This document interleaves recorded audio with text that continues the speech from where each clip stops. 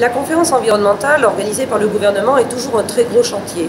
Cette année, elle intervient peu de temps après la COP21 et la signature à New York, donc elle a été très marquée énergie. Ouverte par le président de la République, elle a donné lieu à 3 tables rondes, 12 mesures, 40 actions. C'est donc la feuille de route du programme environnemental du gouvernement qui va se préparer. Nous avons été présents dans chacune des tables rondes, mais sur 60 participants, 2 agriculteurs ou représentants agricoles seulement dans chacune des tables rondes. Sur la première table ronde de sujet énergie, nous avons veillé à ce que la fiscalité sur l'énergie, la fiscalité carbone, ne soit pas seulement nationale, mais soit européenne. Et nous avons mis en avant les multiples contributions de l'agriculture sur le sujet de la transition énergétique. Sur la deuxième table ronde, nous avons été vigilants pour que l'engagement des citoyens et la charte de concertation publique ne se traduisent pas par des complexités supplémentaires pour les agriculteurs et pour les porteurs de projets, mais vigilance parce que les ONG sont très offensives pour être présentes partout, aller former les jeunes, aller enseigner l'environnement.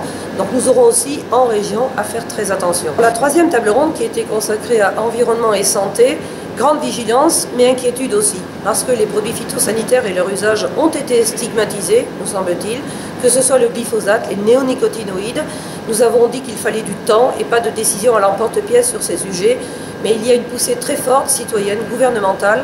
Donc notre travail maintenant, après ces 3 tables rondes, c'est de veiller à ce que l'écriture de la feuille de route qui est promise pour début juin ne ramène pas des sujets que nous avons réussi à évacuer à ce jour, comme par exemple la taxe sur l'azote minéral, mais soit bien en fidélité à ce que nous avons fait durant ces 3 jours. Nous allons donc engager un travail important de concertation avec le gouvernement, avec les différents ministères impliqués, pour que ça ne se traduise pas, pour nous agriculteurs, par des obligations supplémentaires. Mais lorsque l'on parle de sujets très concrets comme les 1000 captages, les perturbateurs endocriniens, les nanomatériaux, l'usage des phytos, l'artificialisation des terres, évidemment que les agriculteurs se sentent très concernés, sont très attentifs.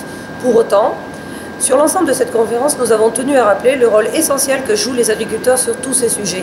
La production agricole, en quantité, en qualité, l'aménagement des territoires, la préservation des milieux. Oui, nous assumons notre responsabilité écologique, mais étant concernés par une foule de dossiers, nous disons aussi qu'il nous faut du temps, plus particulièrement peut-être en situation de crise, parce que beaucoup de problèmes que nous rencontrons pourront être résolus si nous pouvons investir, faire des investissements nouveaux, des investissements verts, si nous pouvons innover avec certains domaines attendus aujourd'hui. Et tout cela, nous l'avons expliqué aux consommateurs présents et aux citoyens.